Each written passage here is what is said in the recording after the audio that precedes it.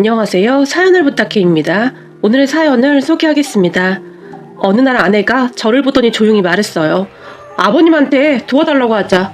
전에 아버님 땅도 있다고 했잖아. 당신은 양심도 없냐? 지금까지 아버지한테 이것저것 다 받아 쓴 게 얼만데 또 아버지한테 손을 벌리냐? 아버지가 무슨 도깨비 방망이냐? 아버지는 어디서 돈이 그냥 막 나오냐고. 그러면 어쩔 건데? 그럼 이대로 그냥 망할 거야? 그러니까 사업을 똑바로 했어야지. 이게 뭐냐고. 아내가 저를 있는 대로 째려봤어요. 당신 말 진짜 이상하게 한다. 내가 망하고 싶어서 망했냐? 그리고 그동안 당신 내 덕분에 완전 편하게 잘 살았잖아. 그래놓고 지금에 와서 이러는 건 좀 웃긴 거 아니냐?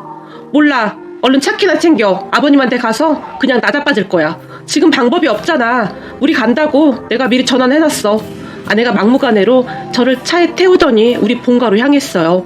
그렇게 얼마 후 본가에 도착한 아내가 초인종을 누르면서 아버님 저희 왔어요 라고 말을 했고 아버지가 문을 열어줬어요.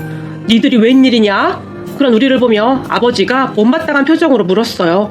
아버님 오랜만에 왔는데 그렇게 말씀하시면 저희가 섭섭해요. 얼굴에 철판이라도 깔은 것인지 말을 하던 아내가 막무가내로 집 안으로 들어갔어요. 그리고 그런 아내를 못마땅한 표정으로 바라보던 아버지가 무슨 일이냐고 우리를 노려봤는데요. 아버님 잘 아시면서 왜 자꾸 물어보세요? 지금 이 사람 사업 망하게 생겼어요. 한 번만 도와주세요. 저 이대로 길바닥에 앉을 순 없잖아요. 집 안으로 들어서자마자 아내가 아버지에게 우는 소리를 했어요. 아니 그걸 나보고 어쩌란 말이냐? 망했으면 그냥 망한 거지. 내가 돈이 어딨다고 여기 와서 그래. 아버님 귀한 아들이 지금 사업 망해서 큰일 났는데 어떻게 그런 말씀을 하실 수가 있어요? 넌 참 얼굴도 두껍구나. 지금껏 한 번을 안 찾아오더니 먹고 살기 힘드니까 찾아와서 나보고 다짜고짜 돈 내놓으라고? 내가 살다 너처럼 얼굴 두꺼운 인간은 처음이다. 너는 얼굴에 무슨 철판 깔았냐? 그동안 맺힌 게 많았던 아버지가 참지 않고 아내에게 쓴소리를 했어요. 아버님 며느리한테 어떻게 그렇게 천박한 말을 하실 수가 있어요? 그리고 사업 말아먹은 건 제가 아니라 아버님 아들이에요. 그런데 왜 저한테 화를 내시는 거예요? 마치 아버지와의 기싸움에서 절대 밀리지 않겠다는 표정으로 아내가 아버지에게 따졌지만 그러니까 니들이 싹 다 말아먹고 왜 나한테 그러냐고. 난 모르는 일이다. 그리고 니들이 여기 오랜만에 와서 잘 모르나 본데 나도 요즘 먹고 살기 힘들다. 내 친구한테 사기당해서 있는 땅 몽땅 날려먹었어. 그래서 지금 사는 게 아닌데 왜 니들까지 와서 이 지랄이냔 말이야. 아버님 잠깐만요. 지금 그게 무슨 소리예요? 사기를 당하다뇨. 니들 사업 안 좋다고 해서 급하게 해결하려다 보니 있던 땅까지 다 날려먹었단 말이야. 이게 다 니들 때문이야. 다른 자식들은 부모한테 용돈도 주고 그런다는데 하긴 뭐 자식 잘못 키운 내 잘못이지 내가 누굴 탓하겠냐. 말을 하던 아버지가 긴 한숨을 내쉬었어요. 아버지 어쩌다가 그렇게 되신 거예요? 그럼 그 땅 다 날린 거예요? 제가 놀라서 물었는데요. 말도 마라. 그 사기꾼놈한테 다 날렸어. 작정하고 사기친 걸 뭔 수로 당해. 그냥 친구도 아니고 평생을 알고 지내던 친구놈이 그럴 줄 누가 알았겠냐고. 그건 내 노자금이나 마찬가지였는데 이를 어쩐단 말이냐.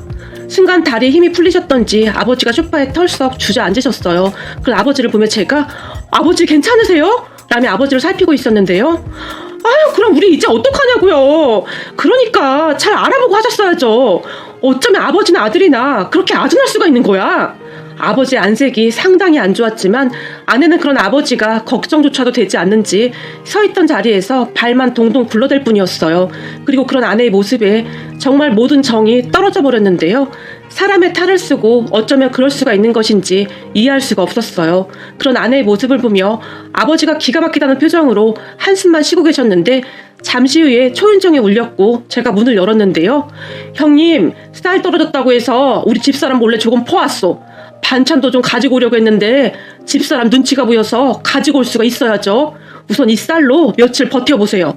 제가 집사람 외출했을 때 이것저것 더 챙겨올게요. 작은아버지가 까만 비닐봉투에 담아온 쌀을 아버지에게 건넸어요. 아니 뭐야 집에 쌀도 없는 거예요? 그런 작은아버지를 보며 아내가 기겁을 한 채 물었고 이것들아 어른을 보면 먼저 인사를 해야 하는 거 아니냐? 니들 아버지는 지금 돈이 없어서 밥도 굶고 있는 판국에 이제야 찾아와서 말하는 꼬라지가 아주 가관도 아니구나. 작은아버지가 아내와 저를 노려보며 소리쳤어요. 아니 그게 무슨 말이에요? 굶으셨다니요? 제가 놀라서 물었고, 그래 이놈아, 내가 안 들여다봤으면 네 아버지 지금쯤 어떻게 됐을지 몰라. 자식이란 놈이 지 아버지가 어떻게 살고 있는지도 모르고 있고.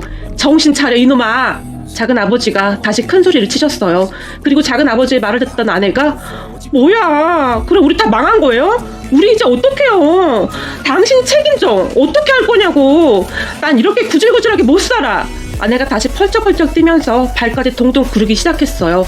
그러다가는 곧 밖으로 나가버렸고, 제가 아버지에게, 아버지, 제가 사업 정리되면 빨리 다시 내려올게요. 조금만 기다리세요. 어차피 사업은 이미 망했고 정리되면 내려와서 막노동이라도 해서 제가 아버지 먹여 살릴게요. 라며 제 주머니에 있던 5만원짜리 지폐 한 장을 아버지 손에 쥐어드렸어요. 그렇게 아버지 집을 나서는데 제 눈에서 갑자기 눈물이 뚝뚝 흘러내렸어요. 결국 저 때문에 아버지까지 그리 됐다는 생각에 제 자신이 너무나 한심하게만 느껴졌거든요. 그렇게 결국 사업을 정리하고 저는 아는 지인 공장에 가서 일을 해야만 했는데 정말 적은 월급으로 생활을 해야 했기에 힘이 들 수밖에 없었어요. 거기다 아버지 생활비까지 보태야 했으니 더욱 돈에 쪼들릴 수밖에 없었고, 제 사업이 망한 후 아내의 짜증과 신경질이 계속 반복되었는데 제가 참을 수 있는 수준의 바가지가 아니었어요. 난 이딴 거 못 먹어. 나보고 지금 이걸 먹으라는 거야? 그럼 당신이 재료를 사서 음식을 좀 만들어봐. 맨날 백화점에서만 사다 먹고 당신이 음식을 하나도 안 하니까 내가 시장에서 반찬 사온 거 아니야. 지금 상황에서 방법이 없잖아. 솔직히 지금까지 당신 편하게 살아왔는데 이제부터 그 정도는 좀 해야 하는 거 아니냐? 참다 저도 결국 아내에게 한 소리를 했고, 돈도 없는데 뭘로 사라는 거야? 아내가 물었어요. 당신 말대로 돈도 없는데 백화점만 다니지 말고 시장 같은 데 가서 사라고. 무슨 백화점 귀신 씌인 것도 아니고 왜 꼭 백화점에서만 가서 사려고 해? 뭐? 시장? 당신 미쳤어? 난 시장 음식 절대 못 먹어. 나 이대로 못 살아. 라며 아내가 집을 뛰쳐나가 버렸어요. 그렇게 집을 뛰쳐나간 아내는 며칠간 집에도 들어오지 않았고 연락도 되지 않았는데, 아무래도 걱정이 돼서 장모님께 전화를 드렸지만, 사업 쫄딱 말아먹고 잘하는 짓이구만. 이제 자네 어쩔 셈인가? 자네도 알다시피 우리 딸은 돈 없으면 하루도 못 사는데. 예전과는 다르게 장모님의 목소리가 싸늘하기만 했는데요. 제가 그런 장모님의 눈치를 보며, 장모님 죄송합니다. 제가 지금 그쪽으로 가겠습니다. 라며 말을 하고는 처갓집으로 출발을 했고, 얼마 후 처갓집에 도착을 했어요. 문을 열어주던 장모님이, 아니 사업까지 말아먹고는 뭘 잘했다고 마누라한테 말을 함부로 해서 이 사단을 만들어? 저를 한껏 찌려보며 말을 했고, 죄송합니다 장모님. 우선 지금 일자리 구했으니까 거기서 열심히 일해보겠습니다. 사업할 때만큼은 아니지만 그래도 월급은 꼬박꼬박 나오니까 빨리 자리 잡아볼게요. 아유, 그까지 월급 몇 푼 받아서 언제 돈을 모아? 내가 우리 딸한테 들어보니 앞으로 시장 이용하라고 했다고 하던데 맞나? 아, 그게 아직은 좀 아껴야 해서요. 아무래도 백화점은 좀 비싸기도 하고. 제가 장모님의 눈치를 보며 말했는데요. 그거 꼴랑 몇 푼 모아서 아주 부자 되겠구만. 아이고, 동네 사람들 여기 반찬값 몇 푼 아껴서 부자 된다고 합니다. 장모님이 저를 비웃었는데요. 저는 그저 주눅이 들어 고개만 푹 숙이고 있었고, 옆에서 그 모습을 지켜보던 장인어른이 긴 한숨을 쉬더니 방으로 들어가 버렸어요. 그렇게 장모님의 잔소리를 듣던 도중 제 뱃속에서 꼬르륵 소리가 들려왔는데, 그도 그럴 것이 처갓집 문을 열고 들어서던 순간부터 갈비찜 냄새가 진동을 했고, 거기다 제가 저녁 식사 전이기도 했으니 상당히 배가 고프던 참이었거든요. 자네 이제는 밥도 굶고 다니나? 제 뱃속에서 계속 꼬르륵 소리가 나자 장모님이 물었고, 아, 예, 아직 식사 전입니다. 저기 죄송한데 밥 한 그릇만 먹을 수 있을까요? 그리고 집사람은 어디 갔나요? 집 안으로 들어서던 순간부터 장모님의 잔소리 때문에 겨우 아내에 대해 물었는데요. 스트레스 받는다고 쇼핑 갔네. 곧 올 시간 됐어. 안 깨나. 근데 밥이 있나 모르겠네. 라며 장모님이 밥통을 열고 밥을 퍼서는 제 앞에 내려놨는데, 어찌나 세게 내려놨던지 그 순간 식탁 유리가 깨지는 것은 아닌가 싶을 정도였어요. 그런데 제가 기가 막혔던 것은 말이죠. 식탁 위에 반찬이 김치 하나에 먹다 남은 된장찌개를 줬는데 그것도 냄비에 다 늘러붙어 있던 그런 찌개였어요. 그동안 제 사업이 잘 될 때는 삼계탕에 이것저것 상다리가 부러지도록 해주셨는데 사업 망하자마자 반찬부터 달라지더라고요. 순간 그걸 보는데 눈물이 핑 돌았어요. 그러면서 제가 그동안 사업하면서 갖다 준 돈만 얼만데 이렇게 야박할 수가 있을까 하는 생각만 들었어요. 가스레인지 위에 있던 냄비 안에 갈비찜이 잔뜩 들어있었음에도 불구하고 장모님은 절대 주지 않았으니까요. 그렇게 서러움에 눈물을 삼키고 있었는데 그런 제 마음을 아는지 모르는지 장모님이 이번에 자네 장인이랑 나랑 골프 여행 가야 하는데 그건 어떻게 하나? 제게 물었는데 정말이지 사람 같아 보이지가 않더라고요. 사업 쫄딱 말아먹고 원룸으로 이사까지 간 상황이었는데 제 앞에서 그런 말을 어떻게 한단 말입니까? 장모님, 그건 좀 어려울 것 같습니다. 제가 지금 많이 어려워서요. 밥을 먹던 도중이었는데 밥이 도저히 목구멍으로 넘어가지 않아 제가 숟가락을 내려놓으며 말했어요. 뭐? 그럼 우리 여행 못 간다고? 자네 회사 취직했다며? 그럼 월급 받아서 보태주면 되지 않나? 장모님이 목소리까지 높이며 말을 했고 그 돈은 생활비에 이것저것 나갈 것도 많고 이번에는 어려울 것 같습니다.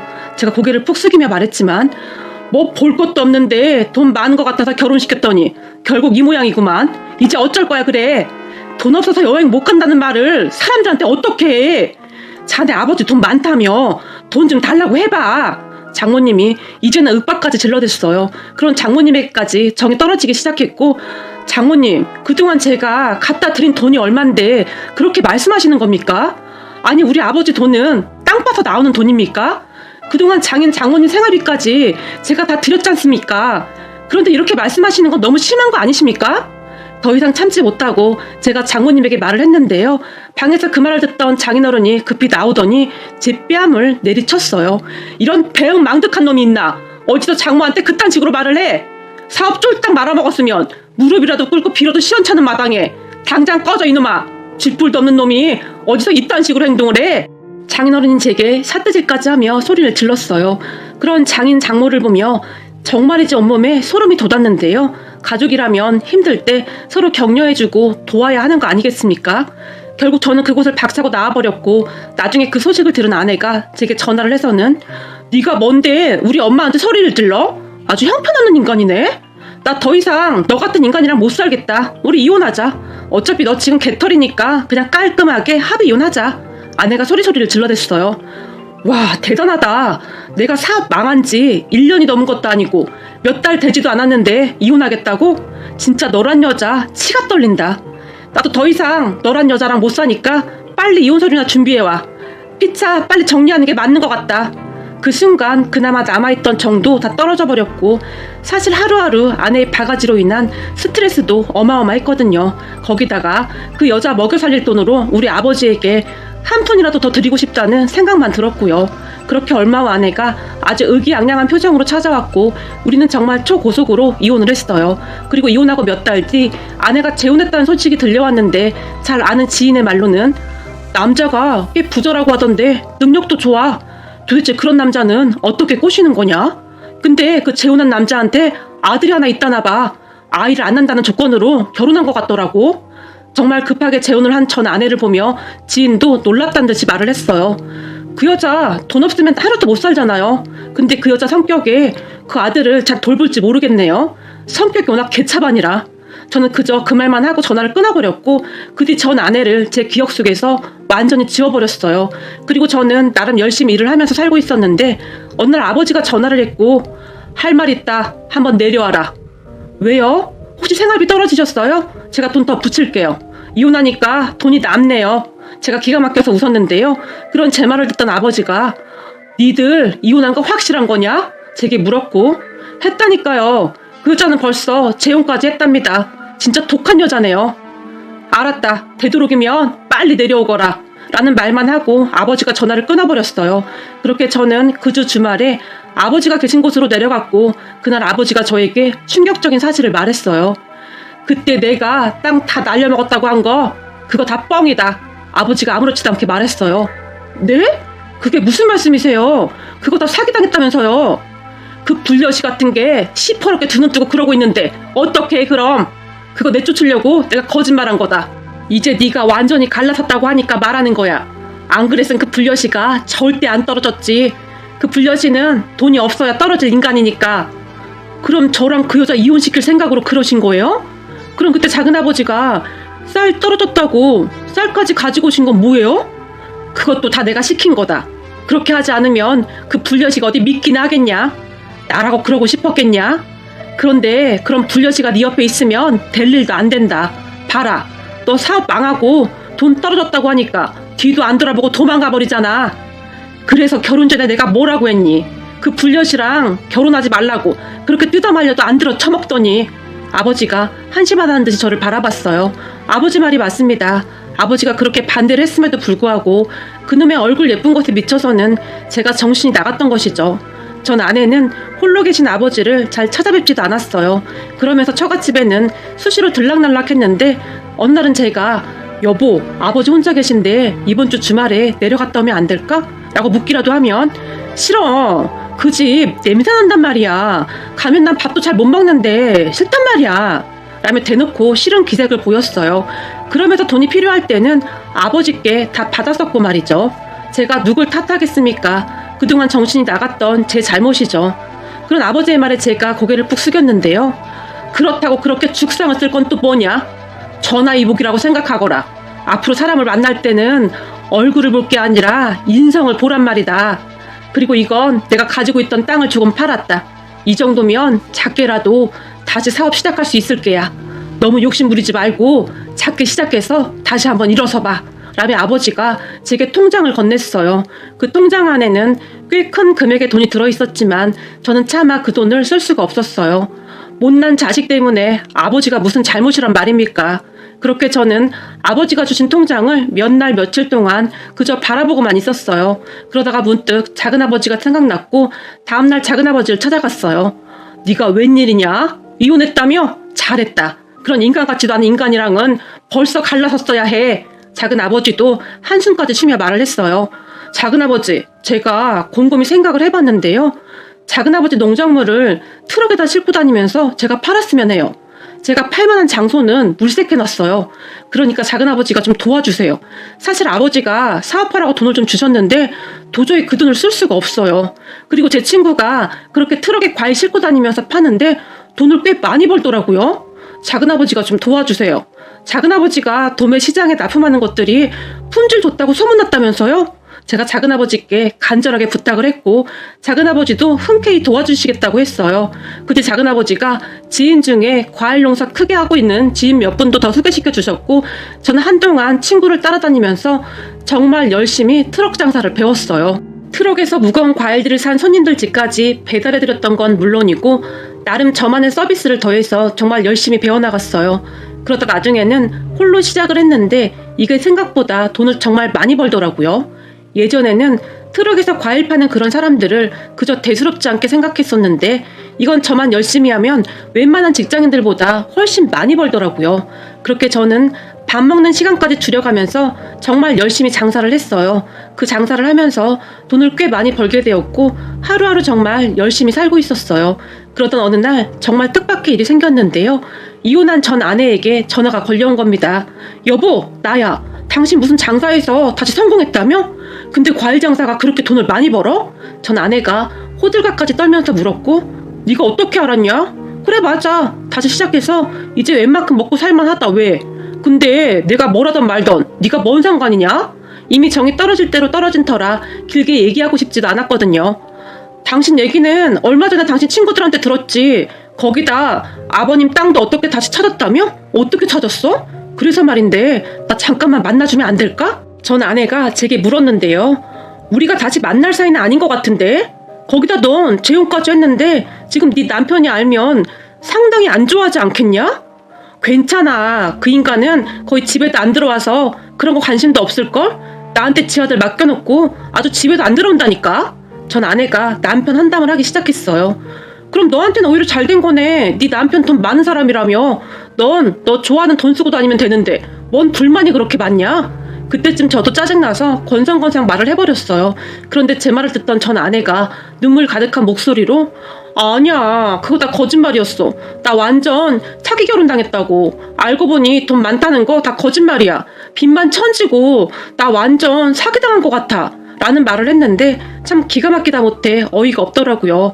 근데 말이야, 네가 사기당했던 말던 난 더 이상 너랑 할 얘기 없으니까 그만 끊자. 내가 지금 상당히 바빠서 말이야. 당신 다시 잘 됐다고 하니까 우리 부모님도 당신 다시 보고 싶대. 사실 당신이 우리 부모님한테 잘하긴 했었잖아. 웃기는 소리하고 자빠졌네. 난 너하고 이혼하고 나니까 아주 일이 술술 잘만 풀리더라. 거기다 네가 쓰던 돈이 고스란히 남으니까 돈 쓸 일도 별로 없어. 생각해봐라. 네 친정에서 매달 가져가던 돈도 없으니 내가 돈이 남아 돌겠지? 그리고 네 부모님도 참 대단한 사람들이다. 그때 사업 망했을 때는 그렇게 모질게 굴더니 이제 다시 살만하니까 내가 다시 보고 싶대? 내가 미쳤냐? 또다시 그 구렁텅이로 들어가게? 당신 집에 가면 호랭이가 아가리를 딱 벌리고 있는데 내가 미쳤어? 됐고 다시 연락하지 마라. 제가 전 아내를 약간 약 올리듯이 말을 했어요. 그렇게 제가 전화를 끊으려고 하자 여보 잠깐만 언제나 밥 한 번만 사주면 안 돼? 내가 이혼해보니까 당신만한 남자가 없더라. 그때 내가 미쳐서는 당신이랑 왜 이혼했는지 모르겠어. 나 진짜 후회되는데 혹시 내가 돌아가면 나 받아줄 거야? 전 아내는 정말이지 제정신이 아닌 듯 했어요. 내가 미쳤냐? 왜 그래야 하는데? 그리고 우리가 이혼한 지가 얼만데 내가 네 여보냐? 제가 어이없다는 듯이 말했는데요. 당신 나 많이 사랑했잖아. 나 좋아서 엄청 쫓아다녔던 것도 당신이잖아. 그때야 내가 정신이 약간 나갔던 거고 이제는 정신 차렸거든? 네 그 얼굴만 보고 있어도 치가 떨리니까 그러니까 다시는 전화하지 마라. 그리고 내가 혹시나 해서 하는 말인데 나 지금 진지하게 만나는 사람이 있으니까 이상한 생각은 하지도 말고. 그다음에 제가 흥분한 채 말을 했는데요. 뭐야 당신한테는 항상 나밖에 없었는데 그새 누가 생긴 거야? 근데 지금은 그냥 사귀고 있는 거잖아? 아직 결혼 안 한 거잖아. 전 아내가 물었지만 대꾸할 가치도 없었기에 그냥 전화를 확 끊어버렸어요. 그렇게 또다시 한 일주일 정도가 지난 것 같았는데 결혼을 약속한 사람에게 전화가 걸려왔어요. 자기야 내가 집에 들어갔는데 어떤 여자가 자기 집에서 음식하고 있는데 누구냐고 물었더니 자기 아내라고 하던데 이게 무슨 말이야? 라는 충격적인 말을 하기 시작했고 그 사람의 말에 깜짝 놀라서 급히 집으로 갔는데요. 저는 그곳에서 충격적인 장면을 보고 말았답니다. 세상에나 전 아내가 말이죠. 제 원룸 지방에서 음식을 하고 있었는데 그 작은 식탁에 무슨 잔치상을 차려놨더라고요. 사실 사업이 망한 뒤로 작은 원룸으로 이사를 왔었고 전 아내와 거기서 한 몇 달 정도 살았었거든요. 그리고 그 뒤 전 아내와 이혼한 뒤 집을 따로 옮기지는 않았어요. 혼자 살기에 원룸이 적당했고 결혼을 하게 되면 옮겨야지 그러고 있었거든요. 그렇게 집안에 들어선 저를 보던 전 아내가 여보 아직도 날 그리워하고 있었던 거야? 비밀번호도 그대로더라. 내가 당신한테 주려고 음식 해놨어. 얼른 와서 앉아. 라며 아무렇지도 않게 말을 했어요. 그 모습을 보며 놀랍다기보다 등골이 오싹할 정도였는데요. 너 지금 여기서 뭐 하는 거냐? 제정신이야? 제가 놀라서 소리를 질렀고 저와 결혼할 사람이 제 옆에서 그 모습을 놀라운 표정으로 지켜보고 있었어요. 그런데 전 아내가 여보 난 당신이 결혼한다고 해서 얼마나 예쁜 여자랑 결혼하나 했는데 얼굴이 저게 뭐냐? 나 깜짝 놀랐잖아. 전혀 당신 취향이 아닌데 복잡하게 그럴 거 뭐가 있어. 우리 둘이 다시 합치면 되는데. 전 아내가 계속 입을 나불거렸어요. 너 내가 딱 1분 줄게. 짐 챙겨서 지금 당장 나가라. 안 그러면 나도 가만 안 있을 거니까. 전 아내의 행동을 더 이상 지켜만 볼 수가 없었기에 제가 단호한 목소리로 말했어요. 왜 그래? 당신도 여전히 나 그리워하고 있잖아. 그리고 사실 우리 사는 동안 큰 문제도 없었잖아. 전 아내가 접시에 음식을 담아서 식탁에 올려두면서 다시 아무렇지도 않게 말을 했고 저는 그때 문득 깨달았어요. 이대로 두면 절대 안 되겠구나 하고 말이죠. 그렇게 저는 조용히 주머니에 있던 휴대폰을 꺼내서 경찰서에 전화를 해서는 여기 어디인데요? 지금 저희 집에 어떤 사람이 무단으로 침입해서 신고드립니다. 제가 경찰서에 신고를 해버렸어요. 하지만 그런 제 모습을 보면서도 당신이 퍽이나 신고하겠다. 당신 지금 전화기만 들고 혼자 얘기하고 있는 거지? 내가 당신 성격 몰라서 그래? 당신 절대 독한 사람 아니라 그런 짓 못해. 그러니까 저 여자 내보내고 얼른 와서 앉아. 그리고 내일은 아버님 뵈러 가자. 전 아내는 제 말을 귓등으로도 듣지 않았고 잠시 후에 정말 경찰이 집으로 출동했고 그제서야 놀란 전 아내가 뭐야 당신 진짜 신고한 거야? 놀라서 물었지만 내가 나가라고 했잖아. 너 이 정도면 완전히 미친 거야. 그나저나 너 지금 남편이랑 이혼은 하고 이러고 있는 거냐?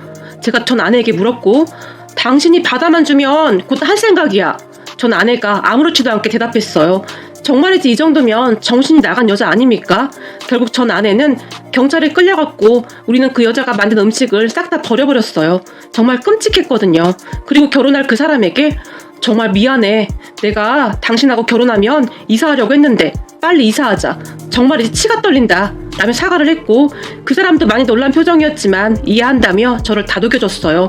그 뒤 전 아내는 한동안 조용한 듯 했는데 얼마 뒤 또다시 놀라운 일이 일어났어요. 전 아내가 이번에는 우리 아버지에게 찾아가서 무릎까지 꿇고는 빌어댔다고 합니다. 나가라고 해도 나가지 않고 버티더랍니다. 그래서 아버지도 결국 경찰에 신고를 해버렸다는데 그제서야 혼비백산해서 도망치더랍니다. 그런 전 아내를 보며 이제는 정신까지 나간 것 같더구나. 내가 걔 얼굴만 보면 아주 소름이 끼쳐. 니들 빨리 결혼하거라. 아주 꿈에라도 나올까봐 무섭구나 라는 말을 할 정도였어요.